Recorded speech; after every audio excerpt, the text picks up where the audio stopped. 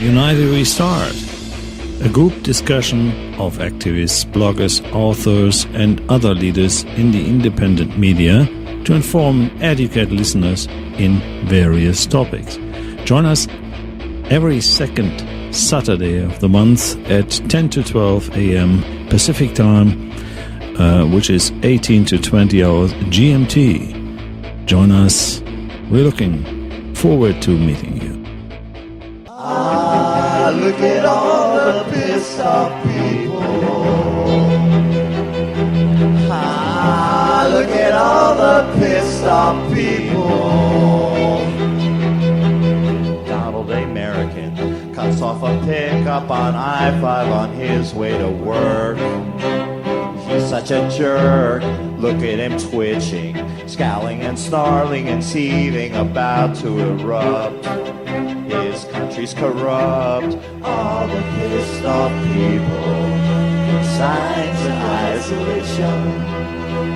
All the pissed off people, scared and disillusioned.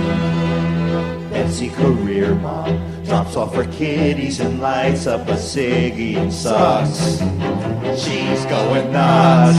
Look at her driving, her flag on the SUV flapping and flicking so fine. She's politically blind. All the pissed off people, consigned to isolation. All the pissed off people, scared and disillusioned.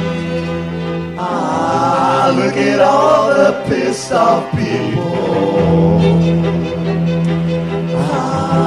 Look at all the pissed off people. President George Bush throwing our taxes at war toys and corporations. Stole his election, morally bankrupt, swiping his votes from his bro while he waits to get paid. We allowed this charade. All the pissed off people, signs of isolation.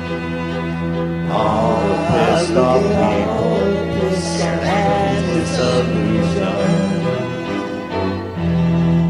Hi everybody, this is Detlev here of Wake News Radio, Wake News TV from Switzerland, producing the show today. And this is our second show this year, February 9th. And remember, we are doing the show every second Saturday of a month. So we're welcoming you as our listeners, and we have interesting topics, obviously, because things are heating up, if you want to, even emotionally in the team. But this is for sure something which you are experiencing yourselves in your communities as well. We are heading towards a complete tyranny by the New World Order. So we have lots to talk about. And I'm very glad we have our friends here from across the ocean, looking from Europe. So this is Matt. Hi, Matt. How are you? Morning, Detlev. How are you? I'm fine, thank you. And Alan from Ireland. Are you there? Yeah. Hi, Detlev. How are you? Good morning. Yes. Hi. Good evening. Yeah. Good evening here in our area. And Michael from Switzerland. Are you there? Yes, hi everybody. All right, so everybody's there. Hot topics, as I said. It's not just the war in Venezuela, the possible war in there, which will be a proxy war against Russia as well. If it starts the way we are looking forward to the developments. And the other thing is the revolution start up here in France, from France and Europe. And there have been some dramatic informations which Michael will later on share with us. And before we start, maybe we give a little insight into ourselves. Matt, would you start? Hi, everyone. This is Matt Navarro from the New World Order Report. I've been an activist on the internet for, going on 27 years now. I was one of the first, if not the first, to bring to the world's attention the Council on Foreign Relations, the Bilderberg Group, Trilateral Commission, and brought all that to the World Wide Web way back in the day. Started working with UnitedWeStart.com somewhere around 2009, and been here with UnitedWeStart for just going over a year now. And my website is nwodor.com, nwodor.com.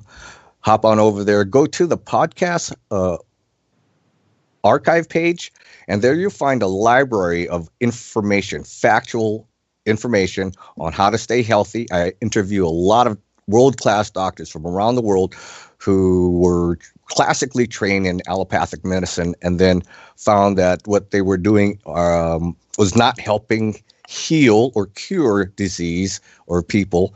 So they went off and found different methods of treatment to keep people healthy. So you want to go up there and find that information and a ton of information about the new odor. Thank you, guys. Yeah, thanks a lot, Matt. And Ellen, you may continue. Yeah, no problem. From myself, just Alan James from Open Your Mind Radio. Good evening to everyone. Basically, we've been on the air for Open Your Mind Radio, myself and Steve, for coming up to 9 years in July. And I've been awake since about 2001. And talking about what's been going on the radio show for 9 years, over 400 podcasts with experts from all over the world from different areas, exposing what's going on. And we're in a very heated environment now at the moment, the world, the way things are going on with the Yellow Vest movement.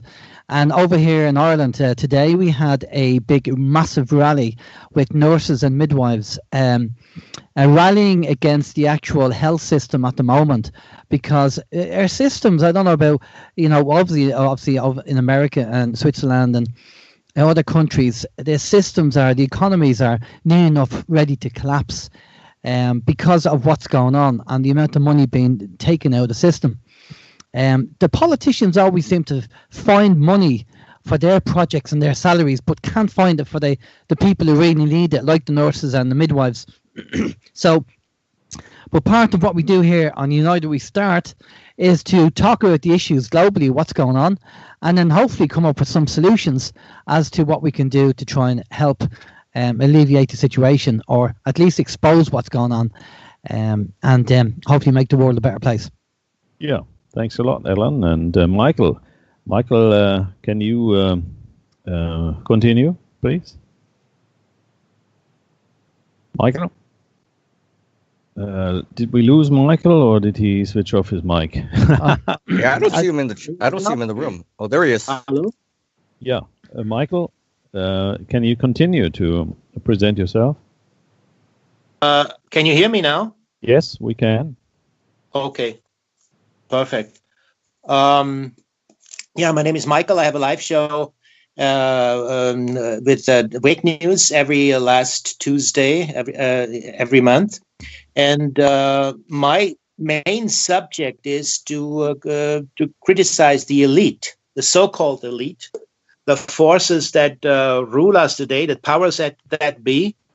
So I try to analyze the background down even to the spiritual aspects of those powers that rule us. And I want to point out that this democracy is nothing but a stage show.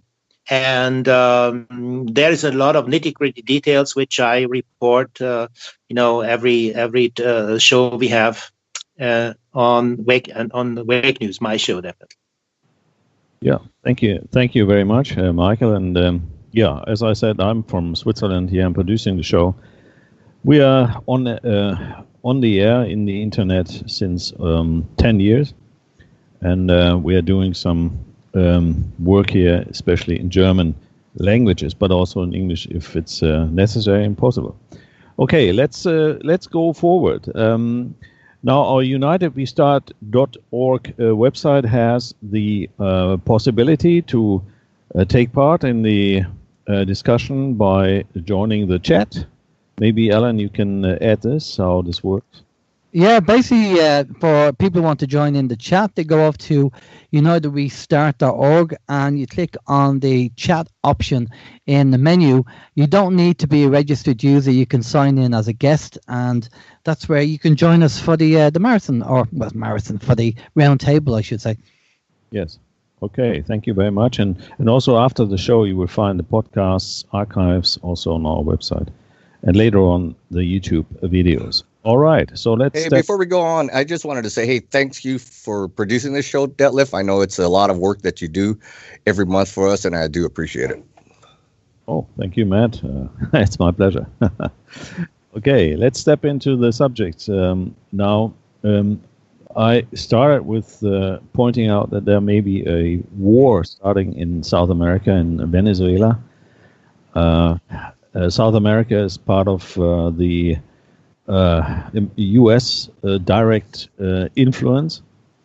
There have been lots of wars taking place, proxy wars or whatever took place, and there's now a new information on that. Possibly, Matt, you could start with giving your point of view from the U.S. part of the world. Is there anything happening, and if what do you see coming forward? Yeah, it's very troubling to see what's going on, especially coming out of the Trump administration. He, out of nowhere, decided that we're going to not honor the elections of a sovereign country and endorse somebody who wasn't even on the in the election for president to claim they're the new president of that country. I find that very troubling that we would do that, especially coming from Trump, who's a nationalist and who won a troubled election and is still going through the aftermath of that with these phony investigations, that he would do something like this. But it shows me that the banking and the oil cartels have a very powerful sway in the American government and our foreign policy, because Venezuela just signed a whole a contract with Russia to mine a whole bunch of gold there, which is something that the bankers want. The Federal Reserve, they'd love to get their hands on that gold. And then Venezuela is a very oil-rich country, so of course our oil producers want and petroleum industry want to get their hands on that too, and that's why they don't like the current administration, Maduro, who was elected by the people to be their president. So it's troubling that the Americans would want to go ahead and do that, and now and as I predicted, that we were going to start seeing ISIS start showing up in Venezuela. Well, it's not happened yet, but we're getting hints in a report I saw yesterday that a Hezbollah agent has been working in Venezuela. Ooh, scary, scary. But I guess that agent would probably be working for the CIA or our intelligence agencies and starting some kind of militant uprising within Venezuela. And so I think we'll start seeing, if not Hezbollah, ISIS and Al Qaeda start showing up in Venezuela, and then we'll be able to justify military action against them and saying, yes, we need to go save Venezuela from the Al Qaeda. I think it's what's happening. It's very saddening to see. Wow, yeah, that's amazing, Matt. Let me ask you a further question here. What do you think? I mean, the fellow people in the U.S., do they see through this setup, or are they not worried, or are they just following the matrix media and just do whatever comes off them? Do they have an own opinion? I mean, this is obviously a general question. Yeah, I haven't seen any polling data on that, and I don't. I haven't seen any polling data on how the Americans feel about that. I don't know if anything like that has been done. I know the propaganda we see in the corporate-controlled media is just that, Maduro is a dictator and he's the illegitimate leader of that country. what Americans think of that? Probably nothing. You know, they're more interested in their football or their video games on their smartphones or whatever they're doing on Facebook to each other. I really don't think it's making a difference to them at all. I mean, they're not paying attention. So it's basically business as usual. So, betcha. Yes. Okay, Ellen, what do you think about this subject? I mean, what is your impression on what's going on there, and could you give me your insight on that? Yeah, well, I'm just going to give you my opinion for what it's worth based on the information I've seen. And I haven't gone really in depth into the Venezuelan situation because I've been concentrating more on what's been gone on over here in Ireland. We've had a number of people arrested and locked up over here in Ireland. And I've been kind of focused on that for priority. But yeah, Venezuela, I think looking at what's happening with Trump, I do think he's playing a 4D game of chess. And we have to be very careful, I think, not to believe everything that we see that's happening, because I think Trump can play a very good game of bluff. And what he might be showing to the people or saying to the people and what he's doing in the background are two different things. Because if you are being, if you're dealing with a strategy and you want to achieve something, the worst thing you can do is tell your enemies what you're going to be doing. And this is why I think you have to be careful. Now, we had a guest on called Danny Searle. He was on the show last week, and he said that he's a background in research and various bits and pieces. And in his opinion, he feels that QAnon is actually a fake. Now, that's his opinion. I don't know. But he's done extensive research on it. As for Venezuela, now, I think I could be wrong with this, but as far as I know, Venezuela is a socialist country. Is that right? Yes. Yeah. So this is why we have to be careful with socialism, because we have a couple of socialist parties over here, and my understanding is there's probably only one or two countries in the world that have actually tried socialism, and it's failed. And it's failed for the typical reason that, with the greed of the government and the people running the government overtake the needs of the people. And Venezuela is an example of this, because obviously the current president is and maybe his family are having great fun spending the money of the people, and while the people are struggling, and so I just think I'm not too sure what's going to happen. I mean, he had that chap in America, in the American government, where accidentally, on purpose maybe, he lifted up his pieces of paper and it said 5,000 troops to go into Venezuela. Now, if they're an oil-rich country, we know about the Confessions of an Economic Hitman, where they actually go into a country, they strip mine it, they give the president money, they bribe them, give them money. And we had the chap on who wrote that book on our show, and he said that's what he did. That's what his job was, to go bribe the president and or use threats of violence, send in the troops or whatever. That's why Saddam Hussein, what happened to Saddam Hussein, and he was on talking about this. So is it do they want the resources of Venezuela, and that's why they're going to go in under the guise, inverted commas, of we're helping the people? I don't really know for sure. So again, I've been kind of focused on the Irish side and what's happening over here in the UK with the Brexit, but that's just my take and my opinion. I could be wrong, but that's just what I've seen so far. But I do think Trump is playing a 4D game of chess, and I think we have to be very careful that we don't fall for what's being said in the media or the press, because I think there's other sinister things going on in the background. If you look at the things that happened with Pelosi, where she was supposed to be getting on the plane with 93 people, and we've heard, and it's on the internet, a number of people have said it, that a 9/11 was going to be planned. Some guy in the White House was going to the White House with some rocket launcher or something, some young guy, and he was caught. Now, if a young guy of, if you say 20, in his 20s, where the hell did he get his hands on a rocket launcher? So you have to ask yourself what is going on here. And it would have been very convenient for Pelosi and the 93 people on the plane she was going to fly off to for 9/11 to happen. So it takes out Trump, takes out Pence, and then the Boston Herald prints a picture of Pelosi with Madam President on it because she would be the next person in line. Yes. I mean, the arrogance of these people is unbelievable. Oh, absolutely. That's another story. Yeah. Well, that's great.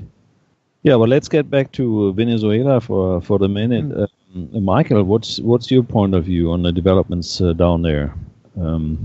Could you elaborate? Yeah, well, basically, you know me. I'm a skeptic of all governments. For me, they're all pirates, and they're a selection of evil. Basically, what's happening. That's the whole government show to me.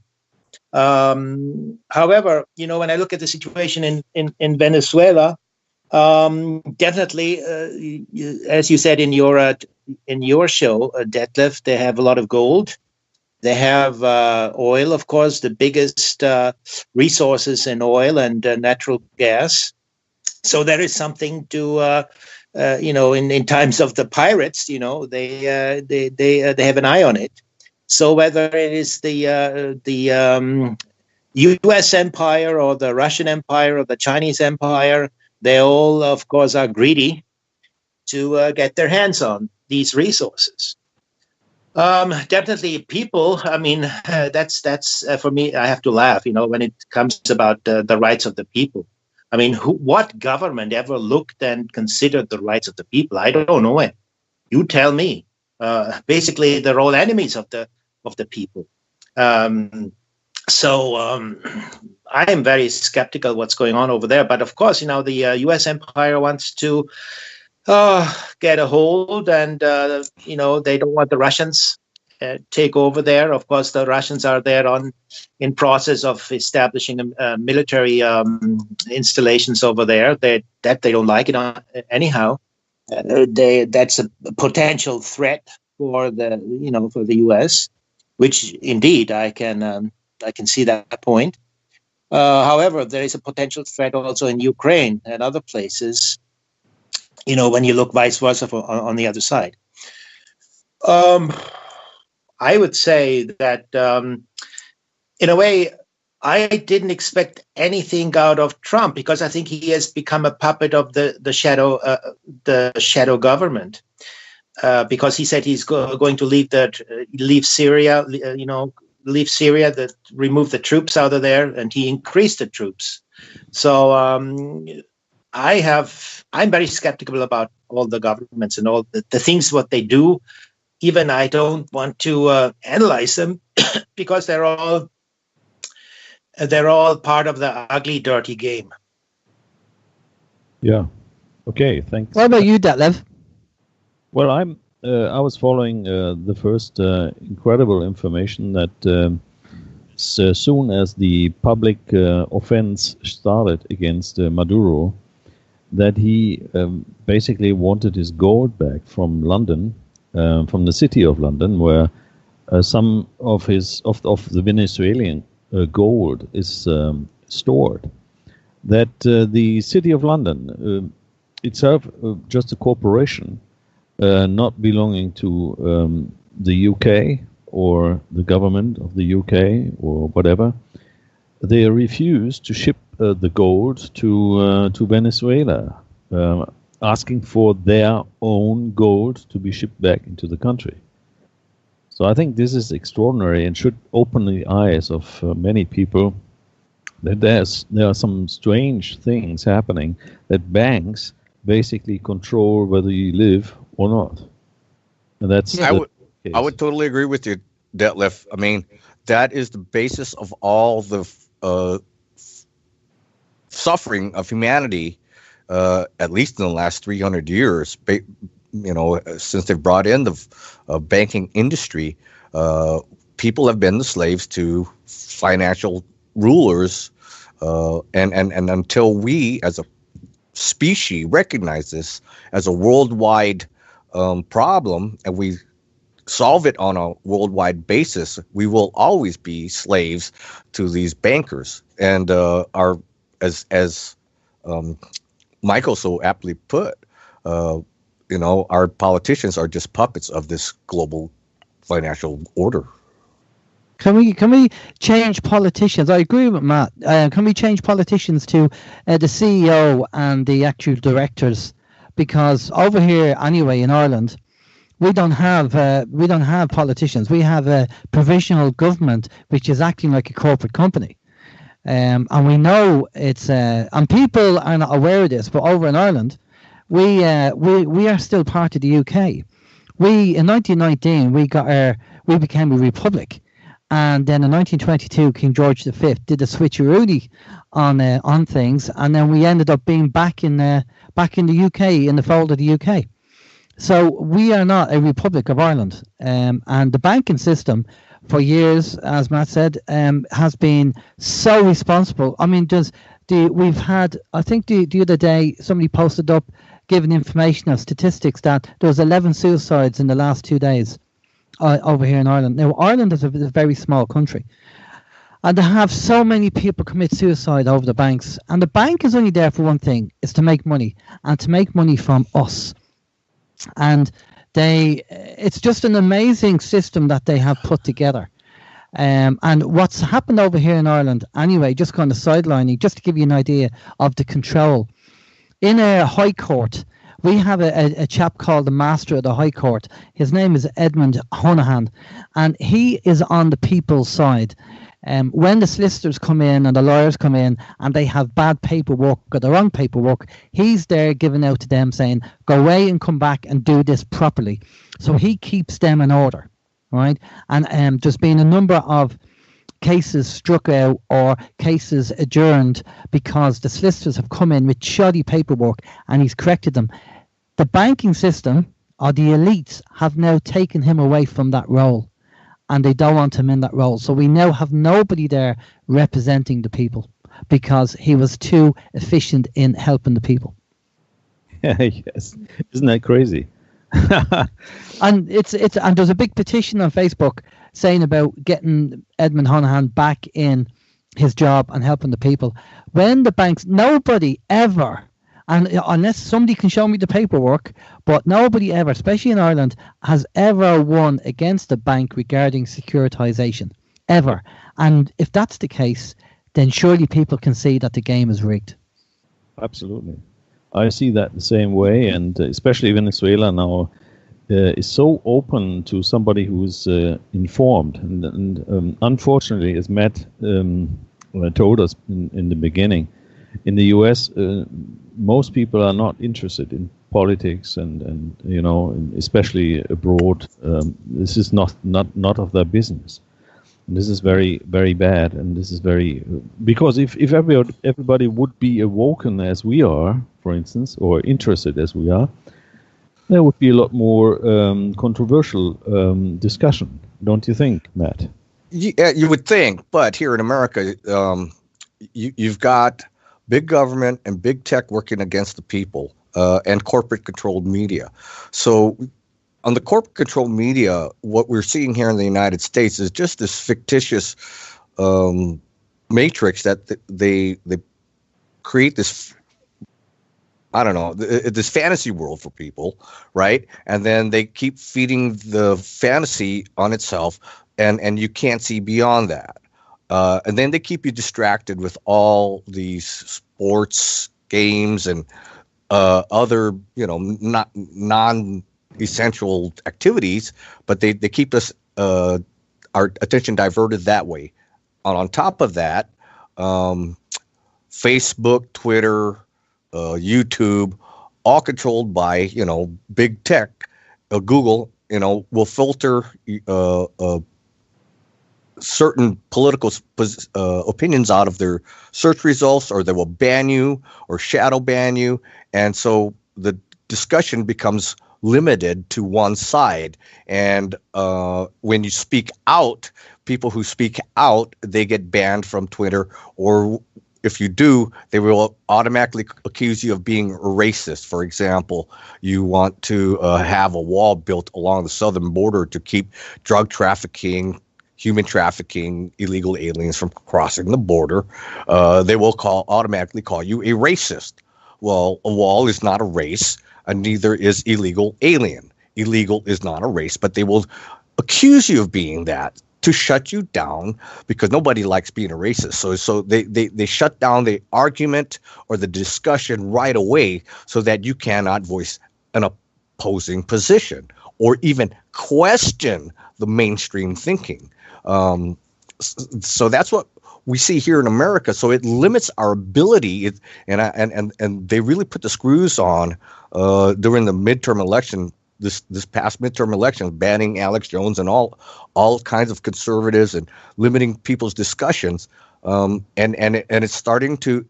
I mean, it really looks It's not really looking dystopian. It is dystopian. It makes 1984 Orwell's 1984 look like a Mary Poppins novel. Really, we are so far beyond 1984 in this reality. It's kind of unreal to see.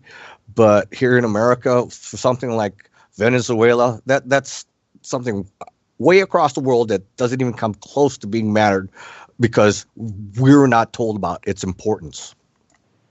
Yeah, but on the other hand, Matt, and this is relating to the Cuba crisis in the 60s, as Putin's Russia has established a military base, or has stationed some nuclear bombers of the news. Right, a couple bombers.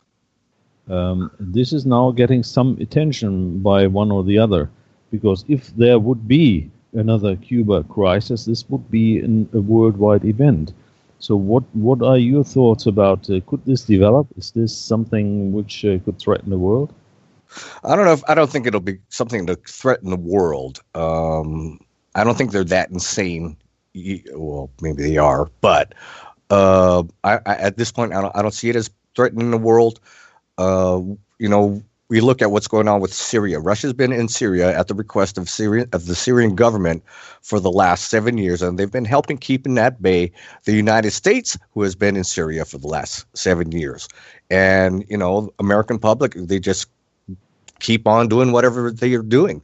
In fact, it wasn't until Trump said he wants to pull the troops out of Syria, that was the first time we even heard of American troops being in Syria. Prior to that, it was this illusion that the United States was only supporting, the rebels against the Assad government to keep ISIS at bay, and if we had any involvement in there, it was to fight ISIS. So, and American people, not a peep, not a worry. The fact that he wanted to pull the troops out and now has reversed on that is directly goes back to what Michael was saying, that yes, he is a puppet of the New World Order. And there would be some people that accuse Trump of being a weak leader. Well, he's just one guy working against a very well-established, very large global organization. True, yeah. So it really looks like he's just saying what the others want him to say. Right, but I don't think, like in Russia, in Syria, with Russia being there, it hasn't created a regional war there yet, right? It didn't. The Middle East is still pretty much the way it's supposed to be. We're not nuking each other over there, and I don't think that translates to a nuclear exchange in Venezuela, even if the Russians are there. I think the Maduro government is wise to get Russia in there, and I would think that he would be wise to get China in there as well. Yeah, let's see what is coming off. Yeah, is anybody interested in getting here on the Venezuela issue, or should we move on? Matt or Alan? Sorry. Do you want to ask Michael there his thoughts on Venezuela and before we move on? Yeah, Michael. Yeah, I was just thinking generally in general terms, that when I see this world politics, I think that is distracting the people from realizing what's going on, who's ruling them. Because I thought about in terms of the situation in the Middle Ages. For me, the Middle Ages are very clear. There you have sort of like a an elite that rules, that takes the right, like the Vatican or the church. And people have nothing to say. They are slaves. They own the soul. They own their physical belongings. So they're completely like things. And it's the same situation today. Because, when you look at the situation of the world today, you have a totally Machiavellian setup. Because you have a sophist rhetoric in the media, in the mass media. They have the arguments that it's all went to the sophist rhetoric laboratory, so to speak, to dupe the people. And now when you look at the situation now in France and other countries as well, they wake up. They see the situations. They see the forces of the bankers behind, the banksters that rule the world, basically, and the secret societies which they are organized in. And, of course, the secret services, which are their servants, basically. And people realize the big scam that's going on. And in order for the elite to get out of that problem, they have to wage a war to distract. So for me, all this situation, what happens in the world, when you look at the situation in France, when I look in Venezuela, a way for these elites, I sometimes put myself in their position to see how they think and how they get their agenda, through. I would wage a war to this, because people are waking up. They have to stop that process. Otherwise, they lose the game. So there I see a great danger. And even Kennedy said that, in 1961, I think in front, he was talking in New York in front of the journalists there, 27 April 1961, I think. There he that famous speech he gave, and he said there is a great danger, and I think we're now in this time. I see a great danger now, because that consciousness, that waking up of the consciousness, that they have to stop. Yeah. So are you suggesting that we're going to see another 9/11 false flag type event to galvanize the world against some fictitious enemy? I wouldn't be surprised if there is something going on in France, maybe one big bomb going off in France to disperse the Yellow Vest movement. That wouldn't surprise me at all. Or in Venezuela, something happening like a war starting and people have to run for their lives and staging a world war, and the tensions, at least the situation will tense up, definitely. Well, there's always that possibility that they're planning something big like that. We've got to be alert to that. When 9/11 happened, I was totally awake. I called my sister up and told her to turn on her TV because they're going to pin that on Osama bin Laden. Because I had, been awake. I've been following the news and watching, the lead up to this coming big event. And there it was, boom, bright as day. So it would behoove us to be alert. And when something really big happens, don't accept automatically what the government tells you or the corporate controlled media tells you. Wait until information comes out. We are at least in a better position now with social media, if it's not filtered or edited, and the internet, that we can exchange information very quickly and very freely for the time being. And so if something like that were to occur, just wait and see what information comes out. Because inevitably, like with the Las Vegas shooting, a lot of evidence contrary to the official story came out very quickly, and that false flag died very quickly. So be alert, and then we can watch this unfold if it does, and then we can identify who the players are. Very true, yeah. Ellen? Yeah, apart from Pelosi and crew trying to create a 9/11 on the speech of the State of the Union address, I'm sure that they're going to try it again, because when they're desperate, these guys are psychopathic. If you were queuing up in a chip shop and the queue was too long, these guys would throw in a grenade, kill everybody just to get to the top of the queue. We have to be very careful that we don't put air morals onto them, because they don't have any empathy and they don't have any morals, and they will kill as many people as they want to get what they want. And we have to be aware of that. Now, Matt mentioned the LA shooting. I remember speaking to somebody, and they were talking about, the LA shooting, and they didn't shoot Vegas? The Vegas shooting. Sorry, the Vegas shooting. And I remember the person saying to me, well, I don't know, did he have 2 guns or 3 guns? And I said, look, do you believe that there are a group of people in the world who are psychopaths who will stop at nothing to have complete control of the world and to reduce the population? And he said, yes. And I said, then why are you worried about whether the guy had 2 or 3 guns? They do these false flags all the time. And people are getting wise to it. As Matt said there, people are getting wise to it, and you have to watch the evidence, but you have to try and get the evidence that's not edited, so you can see what's going on. And I believe the 9/11 thing, there was a judge, there's something going to court anyway, a court case regarding 9/11 where the judge is going to be presiding and deciding whether it was actually a controlled demolition rather than a plane that's going in. I just noticed it quickly on one of these posts that went up on Facebook. Is it true? I don't know. But somebody posted it up saying there's going to be a court case regarding it in America. So that would be interesting if that's true. But I just think we have to be aware. You don't want to be, we can go down, we've all been awake a long time, and we've all gone down the rabbit hole. And a lot of the time they put down rabbit holes themselves.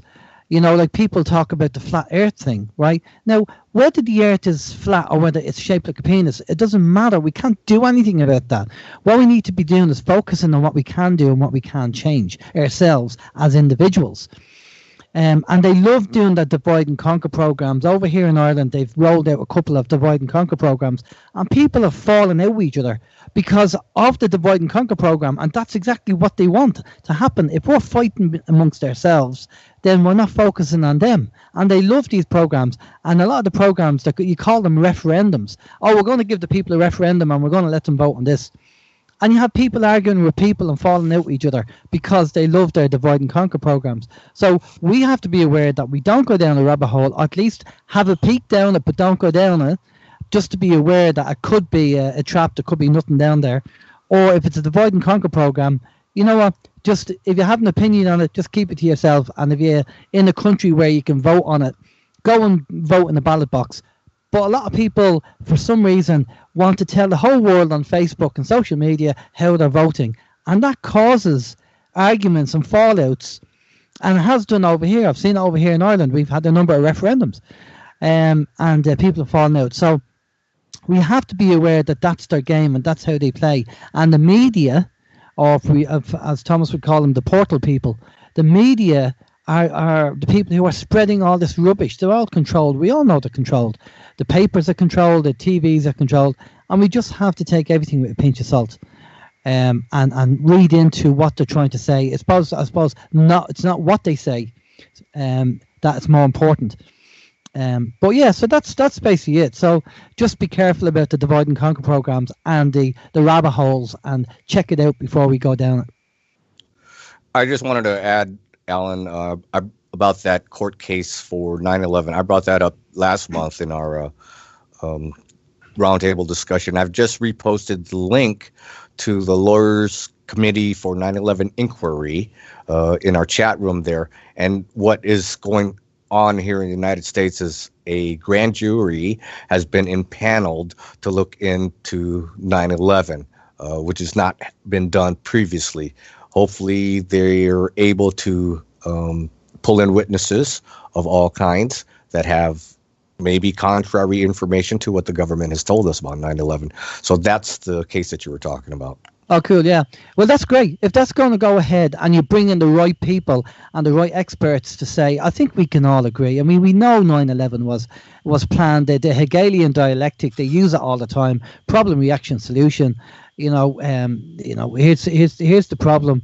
And people say, what are you going to do about it? Hey, why don't we go over and we kick Saddam's ass or Bin Laden's ass? That's, they use it over and over again because it works for them. So if this grand jury come together and you have decent people, and the evidence does concur that it was a demolition, then that's gonna. I don't mean it's gonna open up a can of worms. I don't know what way it's gonna go. I mean, will they start pointing fingers then and go, okay, if it is a controlled demolition, then who's the person? I mean, we know that Building 7 was told, that chap said, pull it down. I forget his name.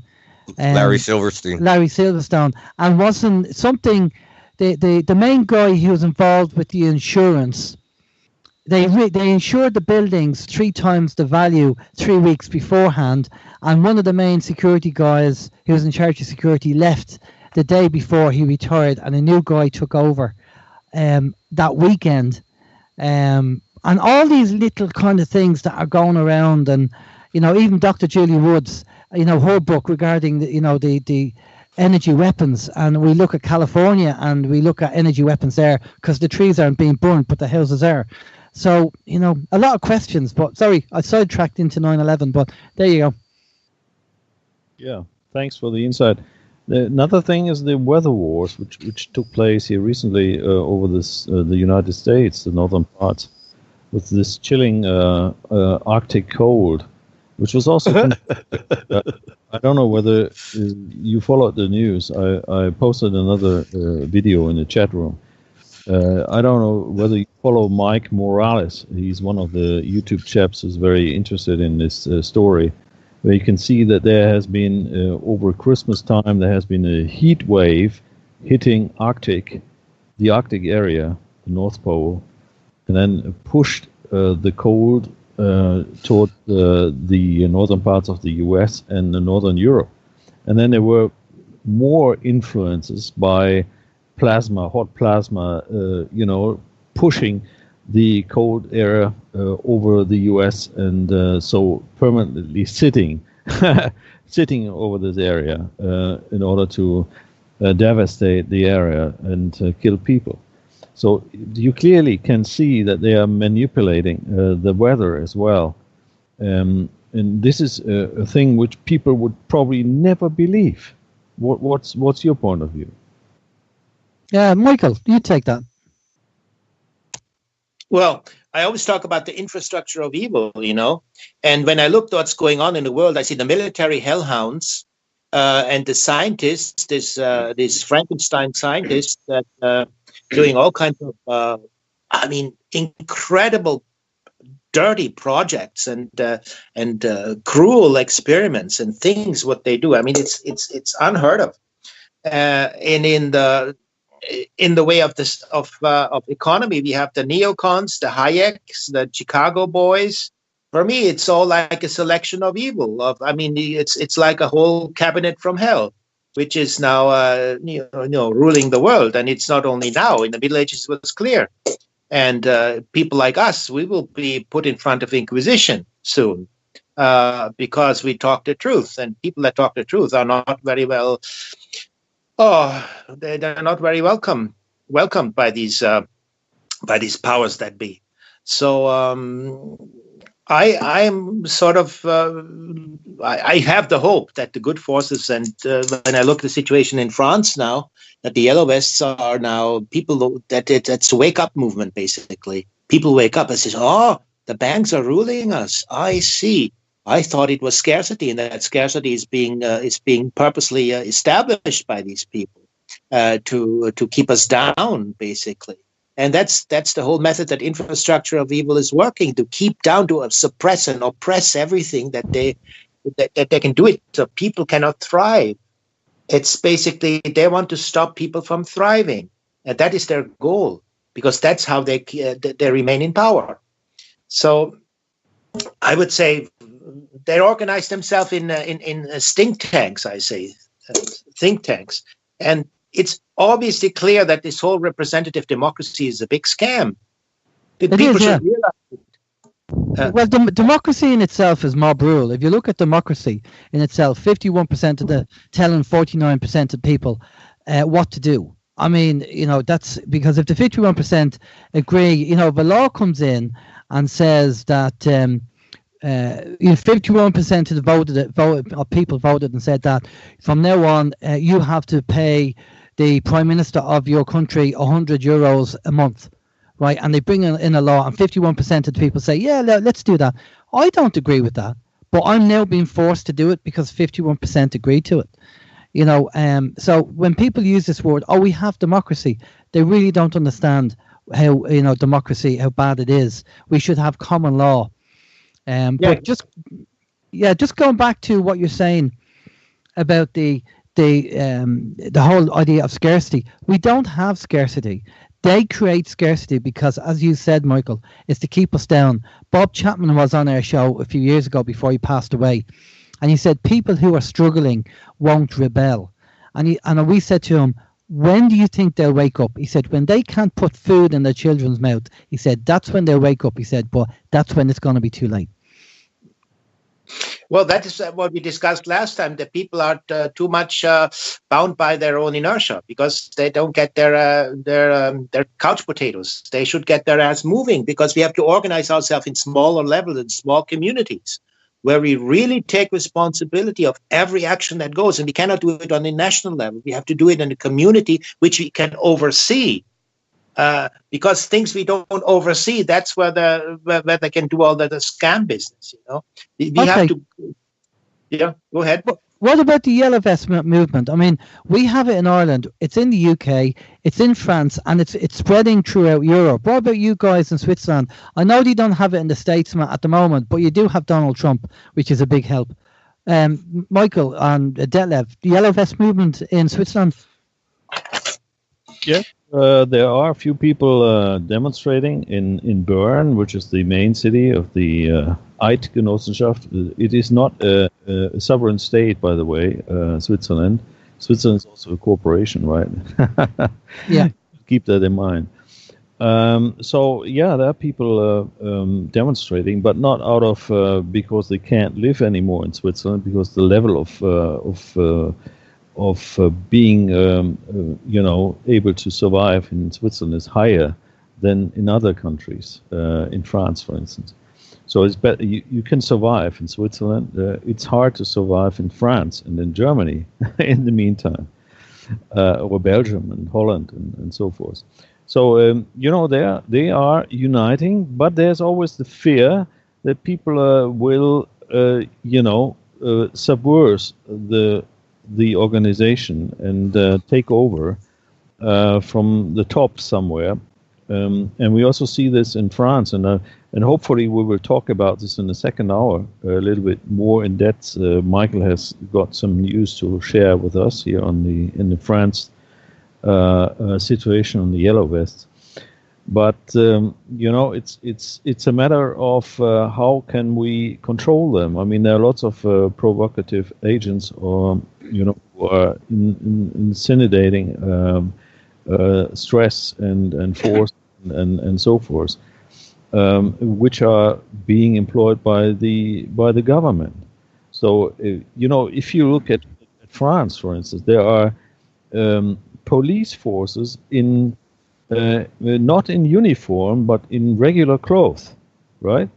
So you can't really say, is this a policeman or is not, or who are these forces, and who's paying them?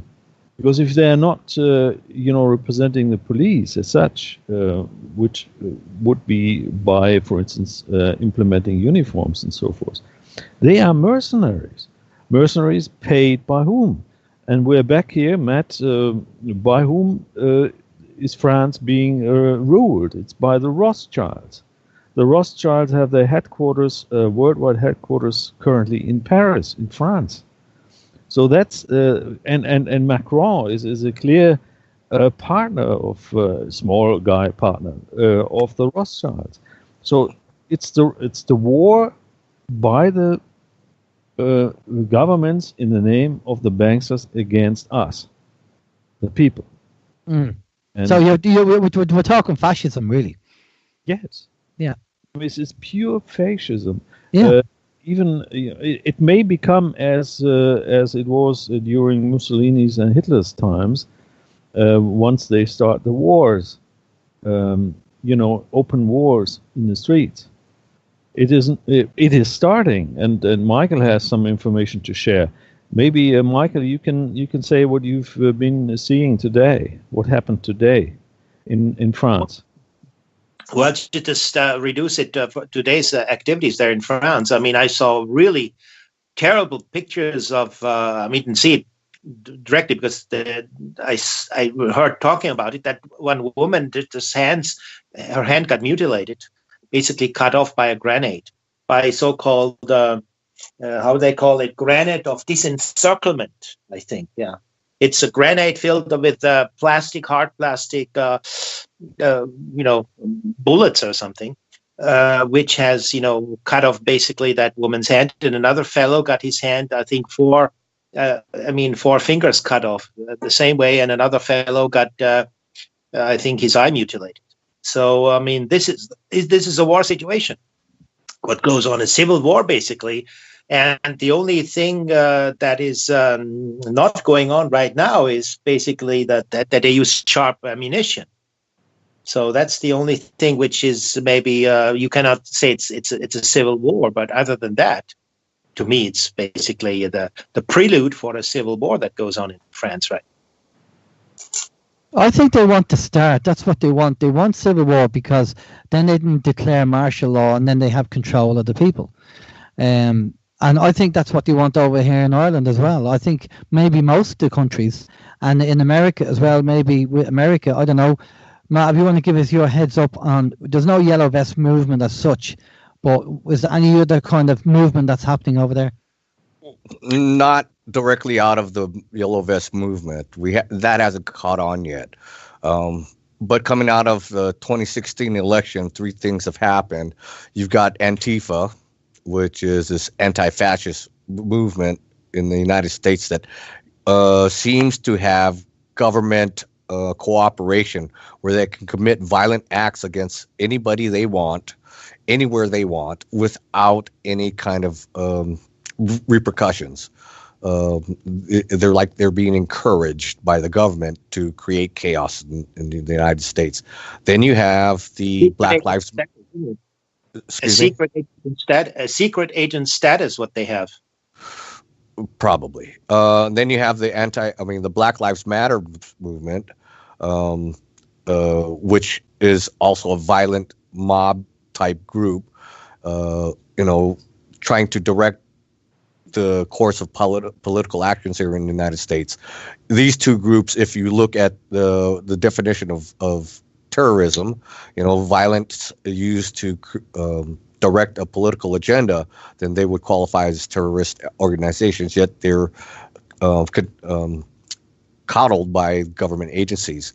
On the flip side of that, Trump's supporters are people who are Second Amendment advocates because they understand that tyrannical governments will disarm their populations in order to oppose tyrannical laws.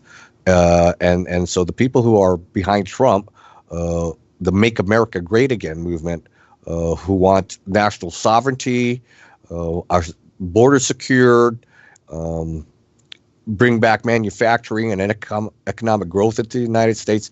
That's the flip side and the antithesis to those other types of movements out there from the New World Order. So not so much coming out of the Yellow Vest movement. I think that would be squashed and infiltrated by agent provocateurs very quickly, like you just described, Detlev. But not so much out of Yellow Vest here. But we do have that whole Make America Great Again Trump resistance as part of the political climate here in the United States right now. Wonderful. Yeah. Thanks a lot, Matt, for your explanations. Well, we're heading towards the break on top of the hour.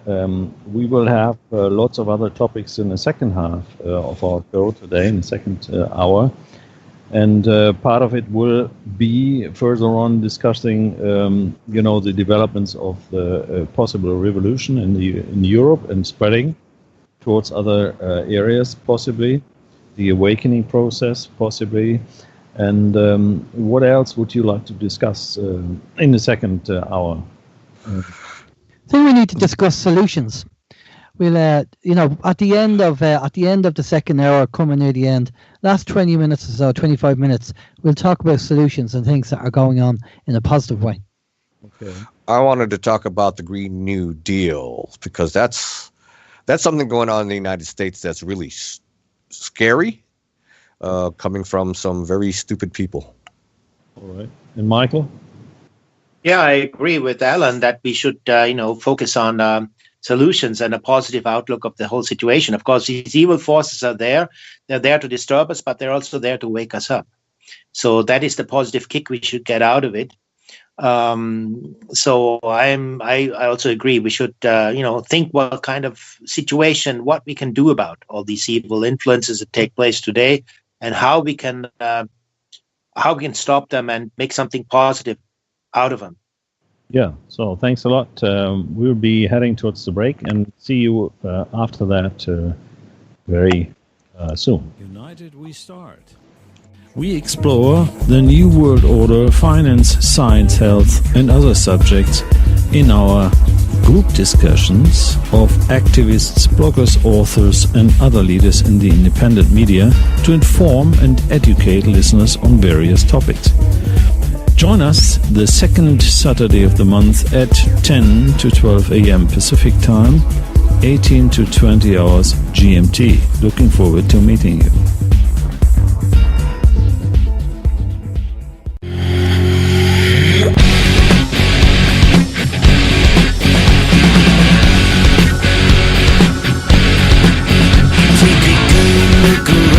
As the light rolls in and the smoke covers all in this imagery of sin, put your eyes to see and your heart will grieve for a fight you cannot win. On the front lines, brother, I see your pain, though my anger man won't read your name, just a pawn in someone else's game, a soldier's taking aim on the front lines.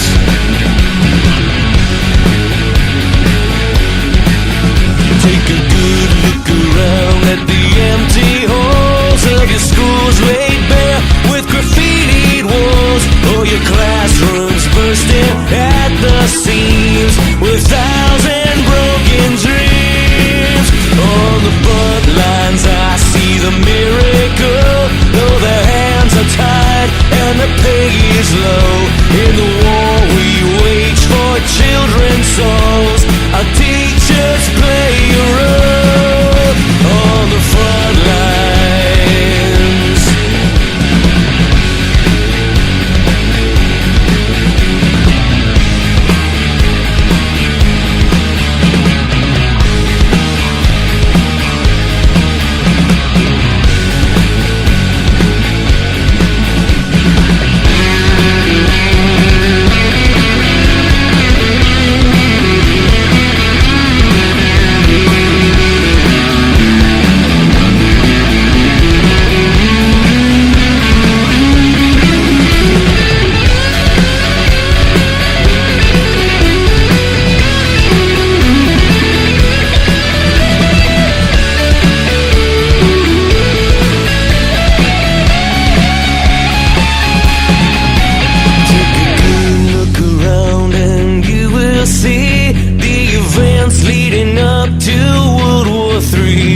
You can't speak out or you get locked down and they'll throw away the key. On the front lines I see the path of shame, and I'll use my voice to prevent the same sort of godless, mindless, evil game that fear would make us play.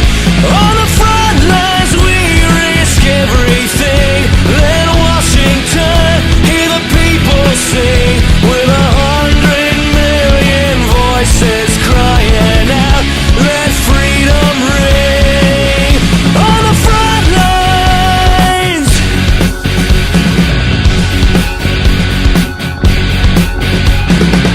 UnitedWeStart, fighting for freedom. A group discussion of activists, bloggers, authors, and other leaders in the independent media to inform and educate listeners on various topics. Join us the second Saturday of a month, 10 to 12 a.m. Pacific Time, 18 to 20 hours GMT. Hi, everybody. This is Detlev here of Wake News Radio, Wake News TV, in our UnitedWeStart Roundtable discussion. We are in our second hour here on our Today show, and we have with us Matt from the US, Alan from Ireland, and Michael and me from Switzerland.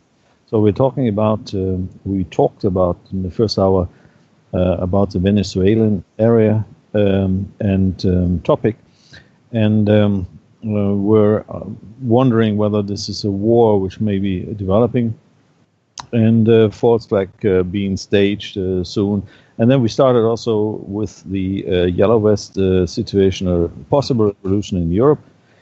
And we will now, further discuss issues and also talk about solutions later on. So I guess Matt wanted to add on things about the weather situation in the U.S. We talked about this quickly in the first hour, the weather wars.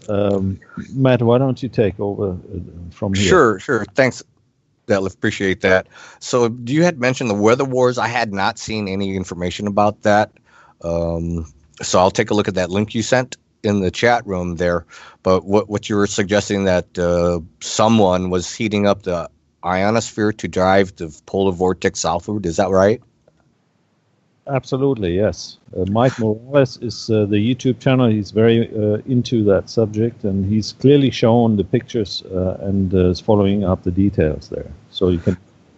Okay, so that may be occurring. I don't know, but I don't see that pushing the polar vortex down to the United States would further the agenda of the global warming people, right? So I find that a little bit dubious as far as an objective, but yeah, I'll go look into it. But as far as the polar vortex here in the United States, it really flies in the face of the global warming alarmists here, because it was down to something like a negative 67 in Wisconsin. I think it was Madison. And so this very cold air, I saw articles on the internet actually saying that the polar vortex is caused by global warming. And that was also the case back in 2014 when we had a polar vortex. John P. Holdren, who was the science czar to Obama at the time, said, yes, global warming causes polar vortexes, so we'll see a lot more polar vortexes in the future. Wait a minute, folks. Back the truck up here. If global warming was real, then polar vortexes wouldn't exist, and we start seeing coconut trees on the balmy beaches of Siberia right by now. That's crazy talk. But here they are pushing their agenda of that global warming is going to destroy the world. Well, global warming didn't sell too well back last century, so they earlier in the century, so they relabeled it as now climate change. Well, the climate is always changing, people, and we know that for a fact because here in Oregon where I sit, 15,000 years ago there was a sheet of ice 1 mile thick covering the continent. Imagine that, 5,280 feet worth of ice, okay? So when I talk to these climate change people, I ask them, well, how many SUVs and cow farts did it take to melt all that ice? They give me this blank stare. Of course, there were any back then, so there was none. So the answer must be somewhere else in the environment. Perhaps the sun. Do you think the sun might have an effect on our climate? They never considered that. But this agenda now is being used in very dangerous ways here in the United States. We have this very stupid, low IQ freshman congresswoman from New York. Her name is Alexandria Ocasio-Cortez. Very charismatic person. Very stupid, but very charismatic. She introduced this monstrosity called the Green New Deal. And what it is, and I was looking on the internet before the show, and I can't find a single article that actually details in succinct fashion the details of this Green New Deal plan that she has. So I'll just go from memory and try to describe this to you and the insanity that's taking place in the United States. And the lack of critical thinking and the discouragement of critical thinking, and everyone having to, adopt this herd mentality of go along and get along or else. Here's the deal. She says the world will end in 12 years if we don't do something about climate change right now. So she's introduced this deal to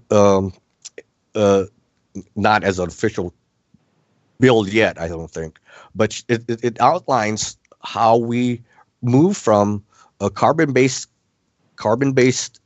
fuels to a renewable energy system here in the United States within the next 10 years. This is what she calls for: elimination of fossil fuel emissions, meaning you cannot drive your car, you cannot fly airplanes. She wants to expand rail systems to make up for the fact that we won't have aircraft in the United States anymore. She wants to do away with natural gas, which is a clean burning fossil fuel, so that you can't heat your house or use it to cook with. Okay. And she wants to eliminate nuclear plants. Get that, nuclear plants. They don't emit any greenhouse gases, but she wants to eliminate that.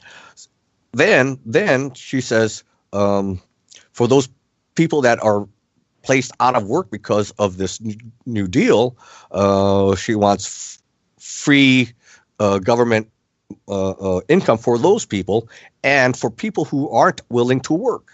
Okay, so you can just stay home, not do anything, and have the government pay you a paycheck.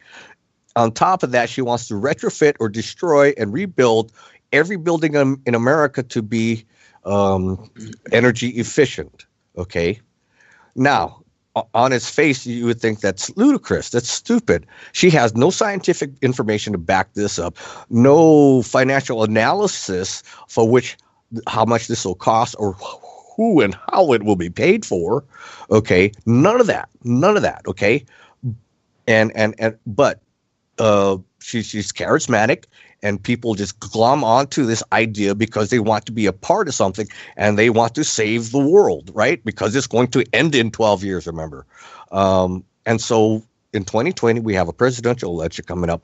And guess what? All these stupid senators and people running for president of the Democratic Party have signed on to this stupid idea that we will totally have renewable energy in the United States in the next 10 years and do away with fossil fuels. They want to, control how you travel, where you travel to, how you eat, cook your food, and what you can eat. Oh yeah, they want to eliminate cow flatulence by in 10 years so that you can't eat meat anymore. And all these potential presidential candidates have signed on to this stupid deal. And this is, on its face, is just ludicrous, but this is being pushed in the on social media, in the corporate controlled media, as some great idea, and it's pushing the United States towards outright socialism, and it's crazy. But that's where it's pulling the politics of America now. Stupid ideas like this from stupid people like that, adopted by stupid people running for president, can turn this country from a free, independent, sovereign nation to a socialist nation. And that's the mindset going on in the United States right now. And it's kind of scary. Absolutely. And this is all to save the planet from melting. Yeah. It's corresponding to the green programs over here in Europe as well, in Switzerland. I don't know whether you can confirm this, Alan, for your part of the world. Yeah, I haven't really looked into it, but I'm sure they're up to something. And didn't we have Al Gore a few years ago telling us in 2012 or 2010 that the world would be flooded, or certain countries would be flooded, and the poles would melt and all this kind of stuff? It's all BS. I love the way they fly around the world in their private jets, and they all meet in one location, spreading all this massive carbon footprint to tell us to switch our toilet light off, to conserve energy. It's hypocrisy at an ultimate level. It's unbelievable. We I know in Europe, and you know as well, Detlev, that there's penalties and fines being issued to countries that don't comply with the rules and regulations of Europe regarding pollution and everything else. And I think we've been in trouble once or twice. Memory serves me well. But we all know it's a scam. I mean, we have the technologies out there. We have the free energy technologies out there. We just need to get them released, and all this would go bye-bye. All this, the whole idea of the fossil fuels. I mean, we know why do you want the fossil fuels, because they're milking it. The petroleum companies and the oil companies are making a fortune. Why would they want to affect the bottom line? We know there's inventors like Stanley Meyer with his H2O car, and there's a lot of people out there inventing free energy devices, and there's so many potentials out there, but trying to get them released is the hard thing, and I think that's what needs to be done now. I know there's more and more coming out at the moment. They talk about the climate change. Well, we all know the geoengineering has been going on since the 60s, probably even before that. So now we are seeing a reduction in chemtrails. I don't know about everybody else globally, but over here in Ireland, we have still chemtrails, but we don't have as many as we used to have. And we have been told that that's because the actual budget for the chemtrailing has been either done away with or been reduced drastically. But we are definitely seeing less chemtrails over here, which is good because we're seeing blue skies. Or maybe they've tailor-made, if they have a limited budget, maybe they're restricting their spraying or main spraying in certain areas. But then you have to go into this idea of the global dimming because of the sun and, add everything else in there. But yeah, I mean, again, you have to take everything with a pinch of salt. Apart from, I disagree with Matt. I think we have a lot of cows in Ireland that have a lot of flatulence and don't help the situation over here. But I just think that we have to, again, take everything with a pinch of salt, because the solution, they'll tell you what the problem is, and we'll go, what's the solution? And they'll say, we need more money off you. We need to get more money off you. Your carbon footprint is too big, and we're going to have to stop you doing X, Y, and Z. It's over here on a daily basis where cars, you're penalised in Ireland. If you've been old a car, you pay more tax, you pay more insurance, and obviously, they want the older cars off the road. They want people new cars, but when you're poor, you can't afford a new car. So, Yeah. That's right, and the new car is full of electronics and so forth, so you can shut it off. Yeah. But I heard an interesting story the other day, because we know they have a eugenics program going on. They want to reduce the world population by up to 95%. I had another video seen recently where they showed that they might get another catastrophe going, a new flooding like the big, great biblical flood, and they could make it rain so heavily by spraying the atmosphere and starting the rain all over the world, so that there would be a great flooding that would do the job for them. And that's they are building all these bunkers and so forth, setting up their refugees areas for themselves, the refugees, as you say, and so there's a possibility that they are preparing for something like that within the next 10 years. I don't know. The 2025 is one of those dates where they have the population reductions shown in the statistics, which are incredible, especially for the US and Europe and so forth. Okay, but Michael, what's your point of view?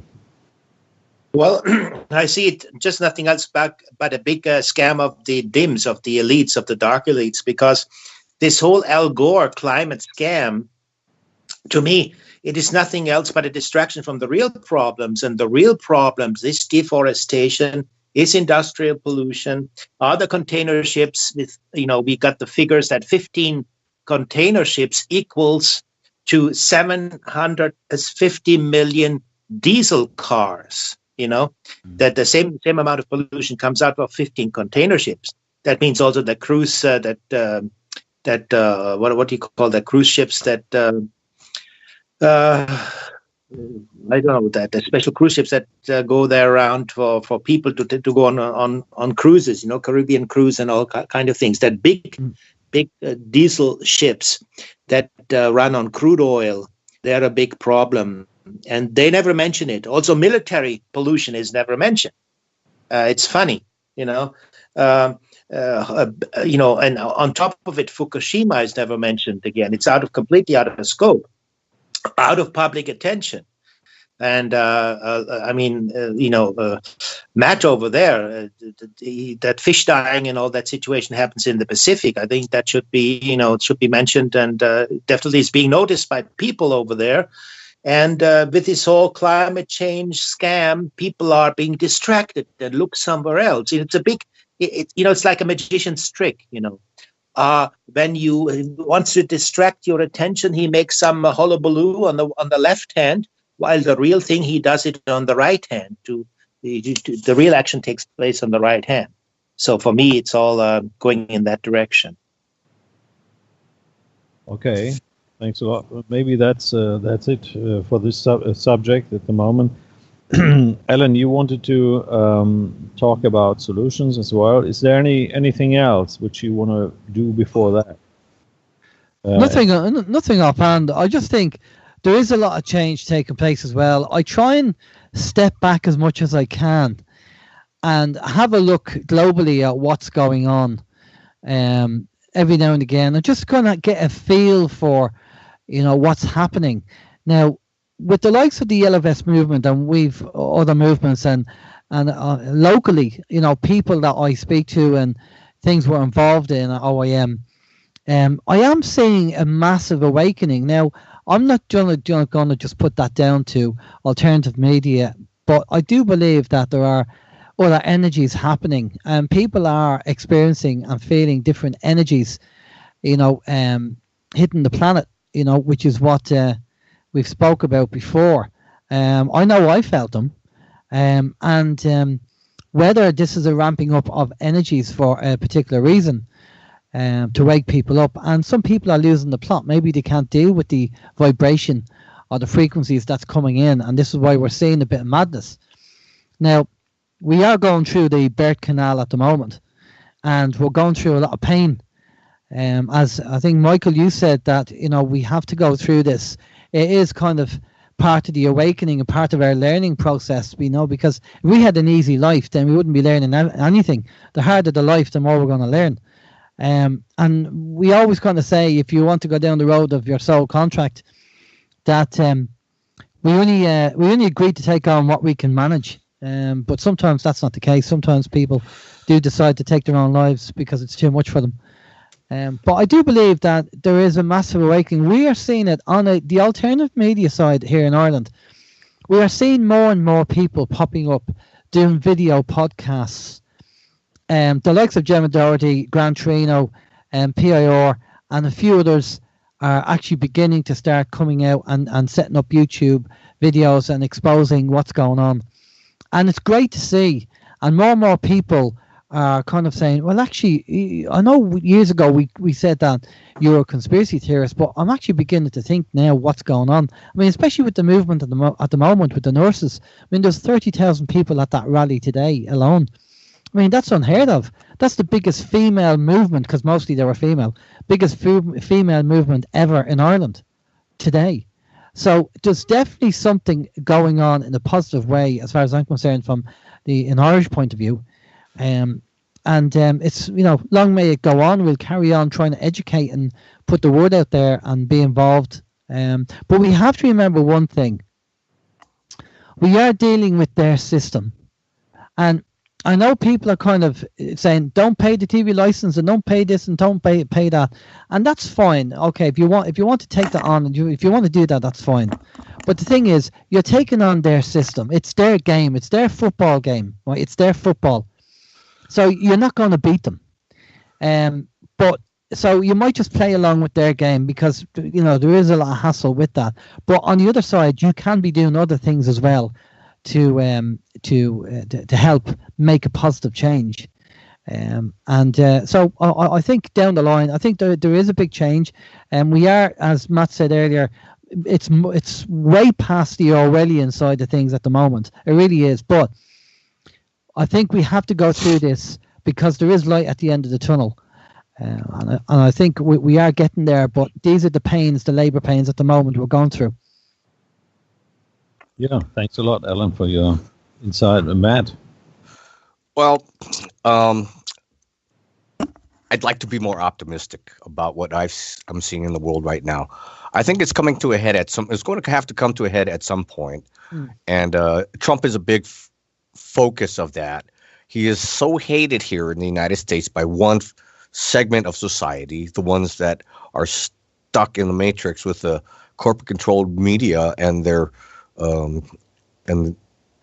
masters in the government, telling them what to say, how to say it, and the politicians like Pelosi and Chuck Schumer being so divisive and combative towards the president, and the whole Democratic Party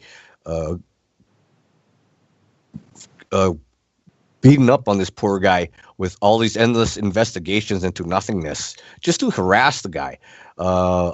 That's really disappointing to see. We've lost civility here in the United States. We lost respect for each other. We've lost ability to discuss things with each other because that's the way they want it. They want us divided, balkanized, so we cannot organize into a red, white, and blue vest. And it's so that part to me is discouraging. Though I am encouraged by the people who did stand up and elect Trump. And there is a base of people in the United States that are awake and are willing to go out and do more now. But in the face of that, let's say you support Trump. He has this saying, his slogan from the 2016 election was "Make America Great Again," right? So the initials, if you abbreviate it, is MAGA, MAGA. Well, a lot of people support Trump, and they wear these hats that say MAGA on there, which is short for Make America Great Again. And so it's just a show of support. It's political free speech in America to wear T-shirts and hats that have a political message. But in the climate that we have here in America right now, it is so nasty that a restaurant owner in California had banned for a time people coming into his restaurant with a MAGA hat and said, if you do, we will not serve you. Okay. And just think about that. Just because you have a different political opinion, this restaurateur will not serve you. How bad is that in a society that would occur? Or you look at the kids that were from this Kentucky Catholic school that went to a pro-life march in Washington, D.C. They were standing there waiting for a bus, and they were attacked by this group of black activists that claimed to be Hebrew Israelites. They were attacked and harassed by them, and then attacked or harassed by this so-called Native American elder. He's been proven to be a fraud many times over and a liar many times over by now. But the way the media portrayed these little kids, I mean, they're just high school kids wearing MAGA hats as demons and having attacked these other folks. And so it triggers these snowflakes or these Democrats or anti-Trumpers into violence and name calling and trying to silence your ability to have an opinion. So I don't like seeing that in the United States. So I'm not optimistic that there's this great awakening happening in the United States. I don't see that happening. And as long as Trump is in the White House, I don't think that's going to occur at all. In fact, I'm seeing more divisiveness, more division, because that's the way they want it, because we can't organize as a country unless if we do. I mean, that's why they want the illegal immigrants here, to dilute our cultural identity so we can't organize as an American people, right? So I don't see it getting any better in the United States as long as Trump is in there. They take him out, and then the tone of everything will change because Nancy Pelosi will then be president. Well, they'd have to get rid of Pence first, but I'm sure they could find a way to do that, right? So Nancy Pelosi for president, and that would be a scary time. But that's the way it's heading here in the United States. My guess is it's going to culminate in some kind of massive false flag attack that'll drive the narrative towards needing socialist government. Yeah, well, it's really it's frightening. Didn't Trump mention on his State of the Union address that we will not be going down near socialism? He can make that declaration, but you look at that stupid woman from New York, Alexandria Ocasio-Cortez, with her, Green New Deal, and that the Kamala Harris and Cory Booker, both supposed candidates for the 2020 election, climbing onto that and using that as a platform for the 2020 election. That's scary. I mean, he could say, yeah, we're not going to be a socialist, but if, they control the American people enough and they rig the elections enough that a Kamala Harris can get in and push this Green New Deal, we're sunk. We're done. Yeah. True. Yeah. Okay. Yeah. What can we do? What's your solutions, Detlev? Yeah, exactly. Alan, you want to start? No, I'm passing off to you. You tell me. Okay. Yeah, it's a good question. It's something which I'm asking myself every day because I'm, experiencing the European situation here directly. I mean, France is just a couple of 100 meters away from us here. The Yellow Vest movement is basically the greatest threat here in Europe for the Rothschilds and the other bankster families. So they are fighting against them, almost with death. So it's a war, as Michael said, and he will elaborate on that as well. So I see two things. I mean, if you continue protesting like that in the streets, peacefully as far as you can, but there are agents provocateurs which are, seeding all the forces and the incineration of the conflict. Then what can you do? I mean, it's getting up to a certain level where people have to decide: do we fight back? Physically as well, and then. Once they take the decision, and this could happen, it could be also in the will of the elites, so-called elites, to incinerate this revolution physically. Well, what is going to happen then? So this is one side of the story, and the other side is my intellect is saying, don't do any physical attack. Stay calm, stay peacefully, stay on arguments and so forth and education. But on the other hand, I mean, if they are attacking you physically, what can you do? What are the choices? That's the question which I'm always, struggling with. What is next? What is next? So the solution is basically. If you want to change something, everything has to be ripped apart. I mean, the system has to be absolutely done with. That's the only way to do it. But how can we do that? So I start my answering with questions. I pass it on. Possibly Michael has more to say on that. Well, just wanted to, before I start the whole French subject of the French thing, I would like to say something to Matt. He said, in America it doesn't happen, the waking up process. But I think the elites are playing the divide and conquer game, and what's really behind it. It's that monolithic block, and I think even the Rothschilds or the Rothschilds are just a front man of the real enemies of the people. And it goes back to the church. That goes back to the Jesuits. And they laugh their balls off when they do this divide and conquer game. They stage all these stage shows basically, and people are reacting to it, and they don't realize who is really the enemy behind it. So they have to realize it's an enemy first. Right. Exactly. And what's happening in France, when you look at the people it's like a grouse hunting. The police does grouse hunting on the roads. I'm vegetarian. I don't eat any meat. I support the animal rights and so forth. But now they're doing that with people in the roads in the streets of Paris and all the bigger cities of France. I mean, it's really disgusting. It's to look at the situation, and but we want to look at the positive aspects. So what happens in France? I discovered that people they go to these rond-points. That is these traffic circles. They meet. They create new groups of solidarity. They help each other out. They say they discuss the problems together, and that is exactly that solidarity amongst the people.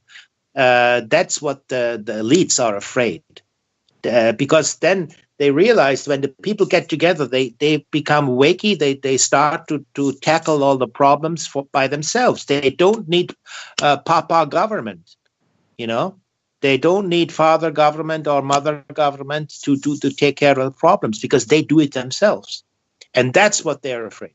That is the real reason why they're so aggressively, sending the police after these people. We would refer to this the same thing as the nanny state, and that the problem is something that we talked about when we did our talks at the Basis Conference and the Open Mind Conference, is that and the example we used was the drink driving. Now, over in Ireland, obviously, like a lot of countries, you can't drink and drive.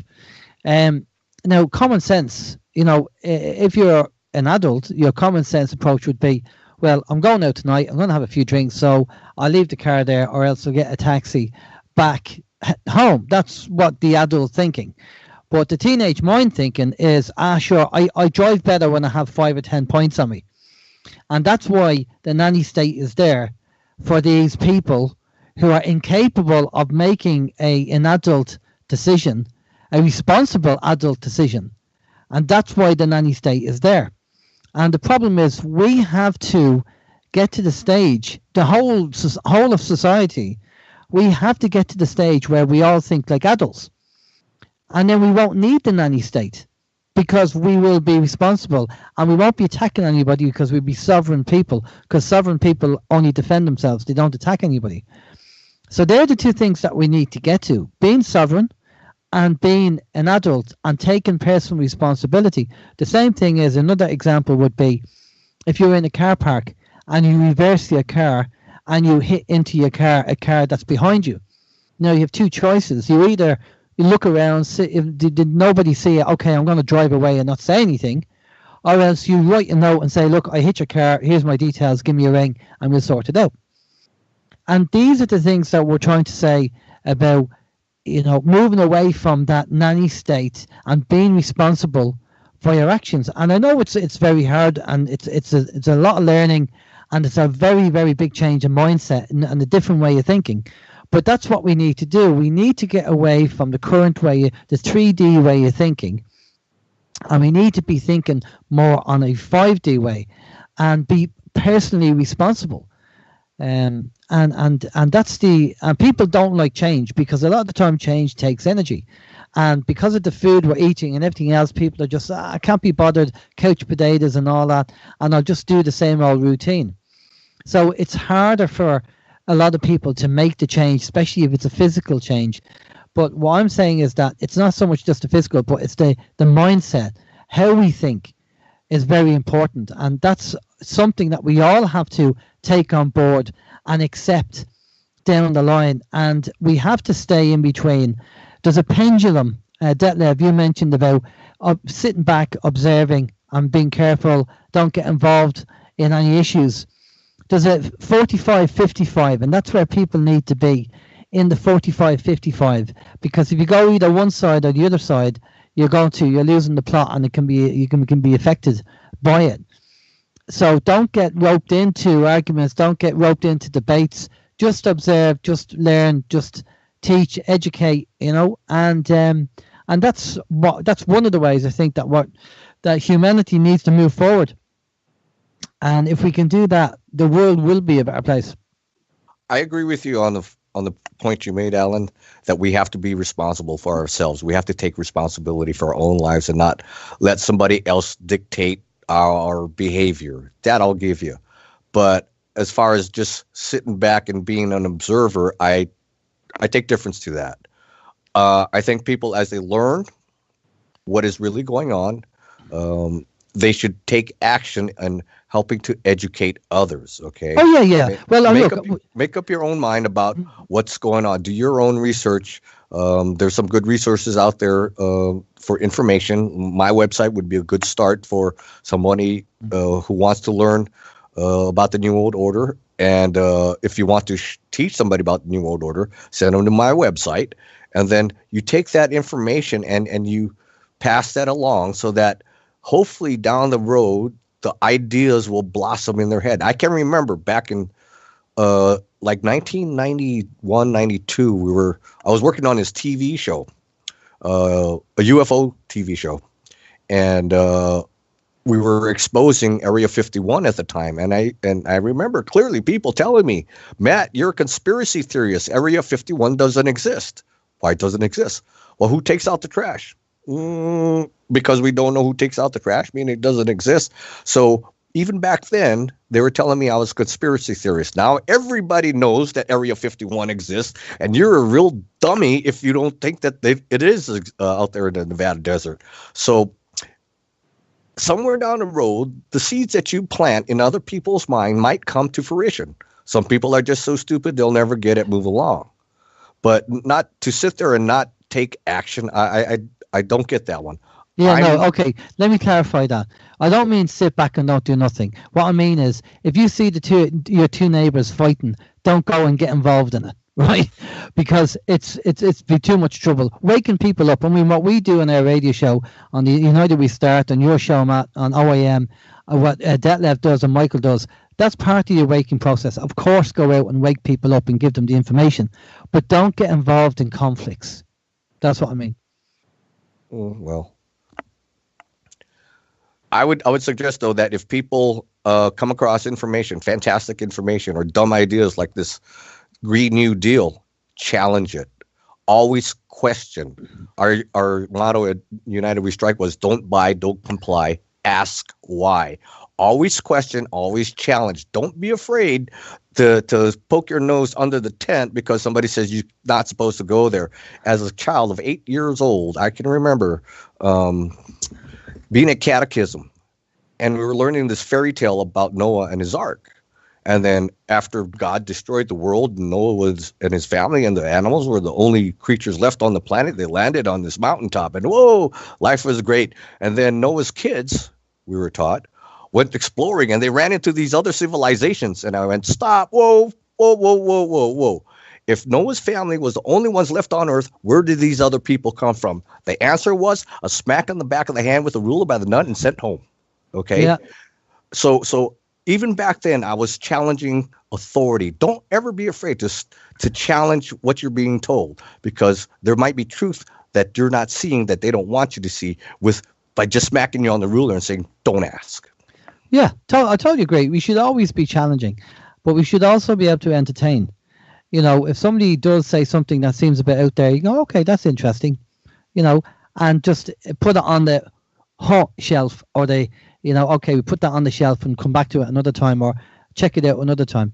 And again, the whole open mind process, hence why we were called Open Your Mind, is for some people it's black and white, it's true, it's not true. And what we're trying to say to people is, Aristotle said the mark of an educated mind is to be able to entertain the thought without accepting it.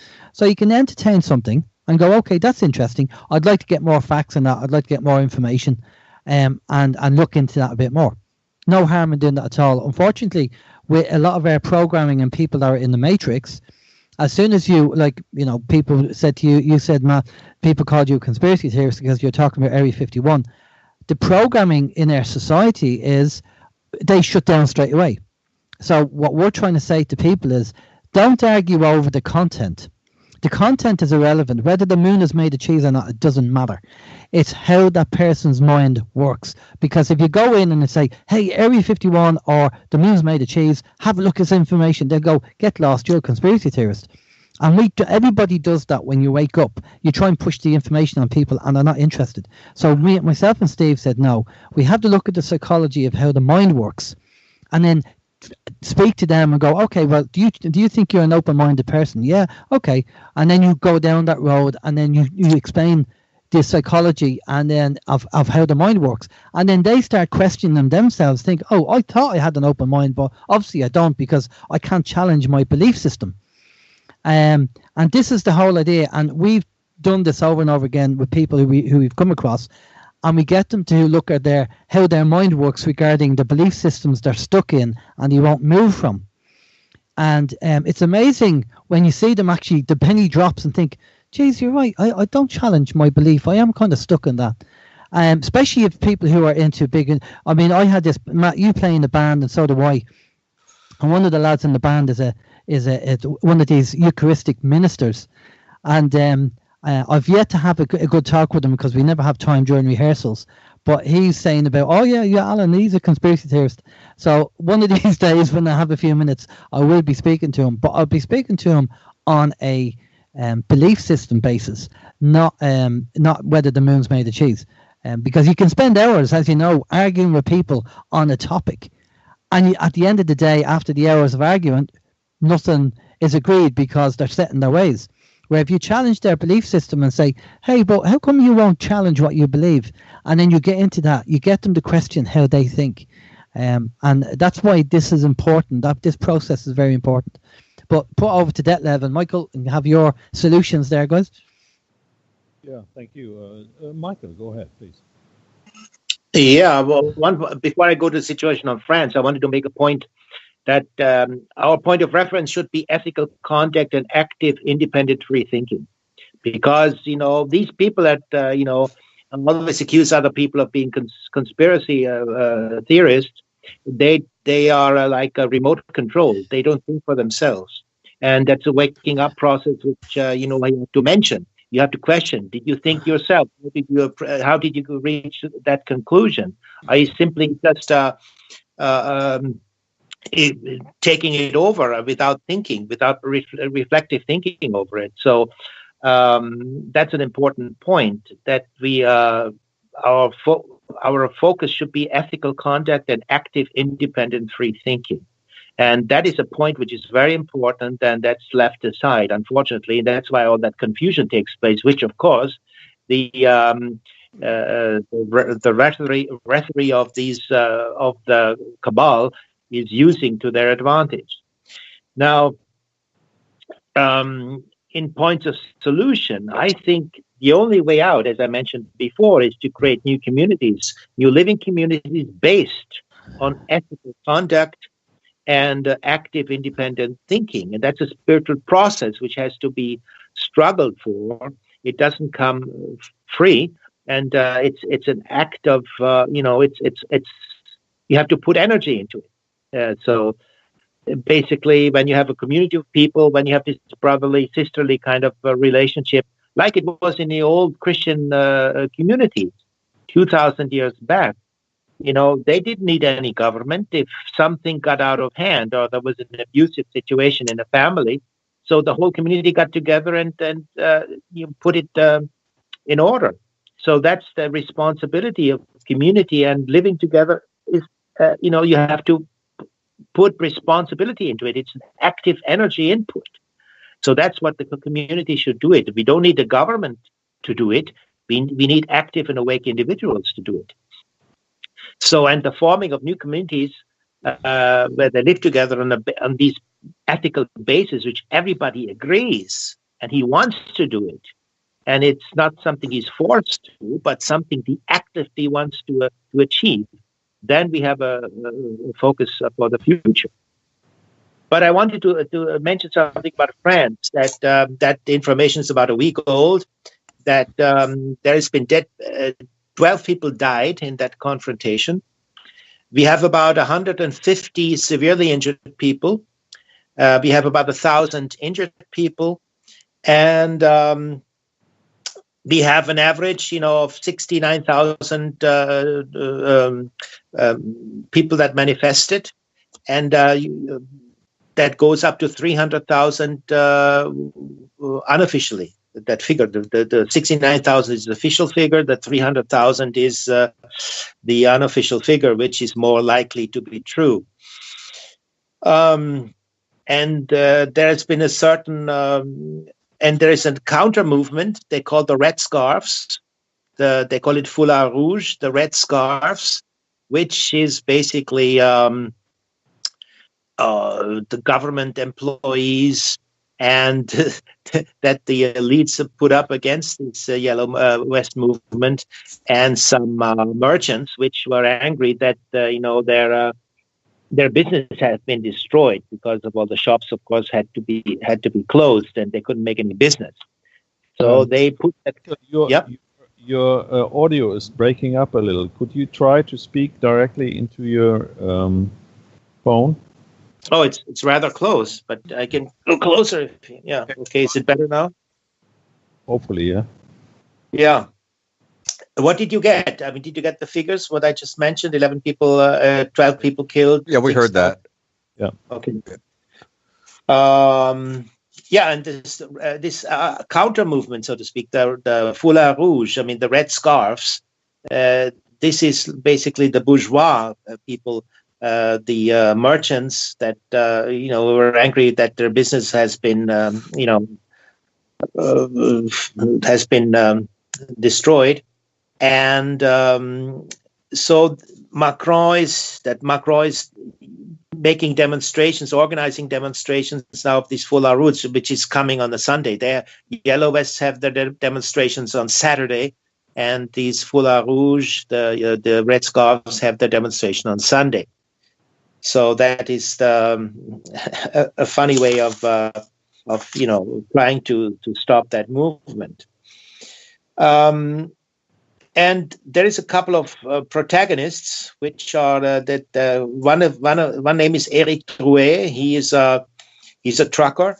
He's 31 years old, and he is very much he says that demonstrations should be peaceful, and he has a black beard, and so when you see him, you can recognize him.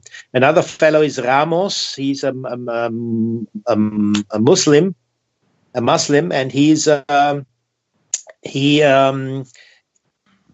actually, all these people are very much, they're very much how shall I say, they have a big heart in a way. But this Ramos once was known. He's a rapper. And he was once known to be pissing on the Bible. So that didn't make him too much sympathetic. But now, as I said, he has changed his ways. And third person is Maxime Nicole. He's from the western part of France, and he's also working in the transport business. And there is a fourth person that is an important person. His name is Ingrid Levavasseur. And she wants to participate in this European elections. And she wants to make a U-turn. She wants to say, okay, we have to participate with the system, which is completely against the Gilets jaunes, I mean the Yellow Vests. So she wants, basically, I think she's an infiltrated person, which wants to, I have to be careful though, but I have the impression that she wants to infiltrate the Yellow Vest movement to bring it back home to the system, basically. And then you have this other fellow called Boulot, François Boulot. He is an advocate, as well as David Liebeskind. David Liebeskind. He's also an advocate, which is helping out in when they when they put into prison these Yellow Vest movement. They put them into prison. They have special laws for them. They don't apply the natural laws. They make it more severe, so they keep them over time. So they arrest them and keep them there for days, even though they have to release them. They should be, the normal law is that they have to release them within 24 hours, but they don't do that. And you have another fellow that got his eye shot off. His name is Jerome Rodriguez. And I think it was 2 weeks ago, they shot off his. They were shooting with these 40 millimeter tennis balls gun. They basically, he's now blind, and he's afraid of, that he might lose his eye. So that is a short introduction of these protagonists of the Yellow Vest movement. Yeah, and I think this is very, very, amazing that they are doing this, and they are even putting their life at risk. And this is something which I'm feeling that sort of this is coming up to us. Europe, there will be acceleration of this kind of thing. So I don't know. Yeah, well, we are heading towards the end of the show, so we've got a few minutes left. Maybe we can sort of do a quick wrap up. What do you think, Matt? Yeah, sure. I am encouraged by the movement going on in Europe. Hopefully the populists or the populism movement in Europe continues, because it's certainly not going to be here in the United States. So if it starts there and the world starts moving away from the New World Order, learning who their controllers are, and the Brexit, I guess, was a good indicator that the people of Britain like the idea of freedom, and not liking the unlimited immigration into their countries. If that continues and is not supplanted by agent provocateurs, then great. I mean, then I have hope for the world. Okay, but not so much from the United States side. Unfortunately for the world, we have the biggest military, and we can project our opinion onto you, whether you like it or not, whenever we want to. Okay, and so we have the whole New World Order system supplanted. I mean, just implanted here in the United States, and like I described earlier, the division that they're creating here. I don't think, at least for the time being, America will have that hope. But we still have our firearms here in the United States, and I think that'll save the United States from total catastrophe, at least for the time being. So, hopefully our European friends there can make some progress. Thank you, Matt. Alan? Alan? Sorry, I just unmute the mic there. If they manage to take the guns off the Americans, then that's a very bad downward spiral, because history has shown other countries where they took arms off the people. There's been a mass culling and everything else that went on. So yeah, you want to keep your arms as much as you can. The Second Amendment, I think it is. I agree with Matt. I do hope that what Trump is doing with his 4D chess is happening, because if that is a case that it's not happening, then we may kiss goodbye to what's going on. I know we had protests, the Yellow Vest movement and everything else, but we really need somebody at the top pulling the strings, because the people can only do so much. And they can just keep getting the police out and the army out, and there'll be fights and skirmishes and everything else. We need people at the top to be able to pull a few strings, and hopefully Trump will sort that out in the States, and then it'll move over to Europe, and there'll be a tidy up. I know there are green shoots there. We just have to be patient, and because we're not going to fix this overnight. It's going to take a good few years for changes to take place in a positive way. Thank you, Alan. And Michael, a few last thoughts. Yeah, I want to say something. I think the top will never change, because the top is corrupt, and there will be never a change from the top. So we know it from experience from the past, and it will be so in the future, because the top is always corrupt. And so I think the change will have to come from the people. Something alarming, that one new news I got from France is that they said if the police or the military uses live ammunition, the Yellow Vest demonstrators will they shoot back, they said. So I hope it doesn't come to that, point. I think the situation could take a positive turn if people take over their responsibilities. I think that's the crucial point. That people wake up and say, okay, Papa government, okay, that was good that you were there, but now we take over the situation. We take over the responsibilities. And that's the only hope I have. And one of the things I mentioned is the creating of the formation of new communities in projects where people start to live together, in small circles, and that can be extended, and the new communities can come, and there be a network of all communities then later communicating with each others and determine a positive outlook for the future. That is my hope I have. Thank you, Michael.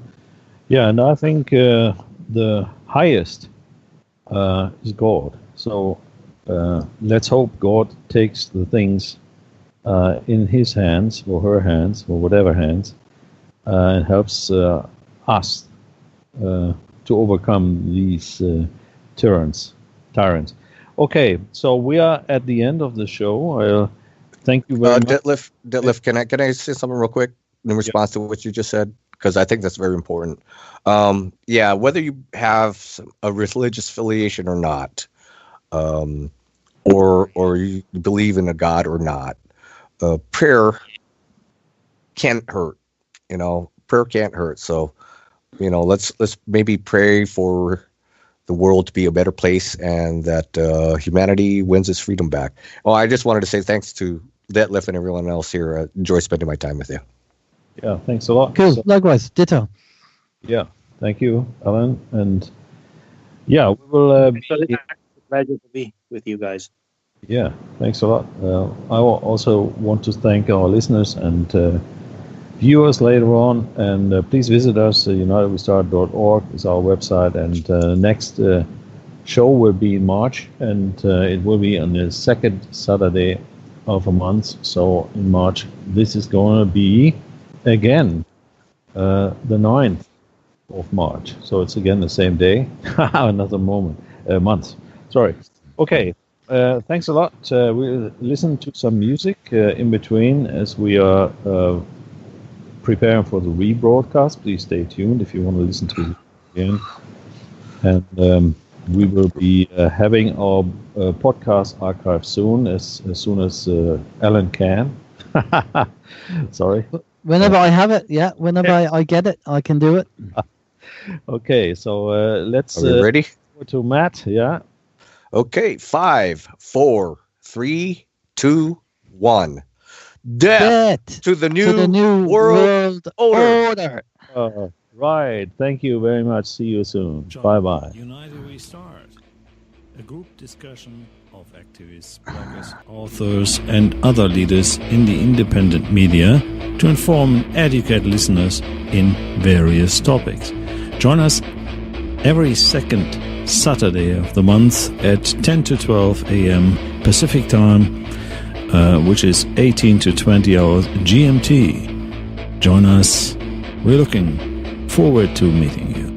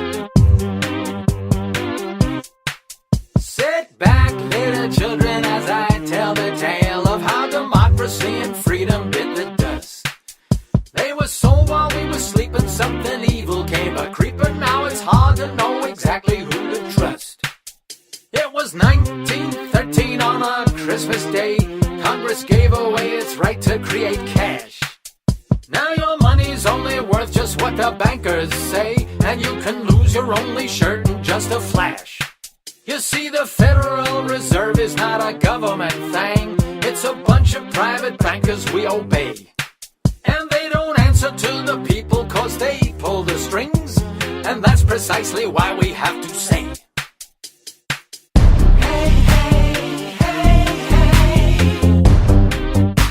the Fed.